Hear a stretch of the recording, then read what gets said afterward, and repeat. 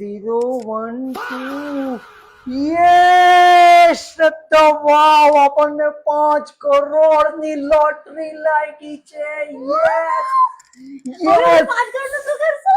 5 કરોડ માંથી છે ને 2 કરોડ રૂપિયા મારી બેનને આપી દઈશ. અચ્છા હવે બચ્યા 3 કરોડ એનું 3 કરોડ માંથી 1 કરોડ છે ને હું મારા અંકલને આપીશ જે બિચારા બહુ સ્ટ્રગલ કરે છે. અચ્છા તો હવે બચ્યા 2 કરોડ હવે એનું શું કરશો? 2 કરોડ માંથી 1 કરોડ છે ને એ મારી મારો ફ્રેન્ડ નથી જે જરા બિઝનેસમાં જરા એનું ઉપર નીચે ચાલે છે એને જરાક 1 કરોડ આપી દે તો એને જરાક સપોર્ટ મળી જાય.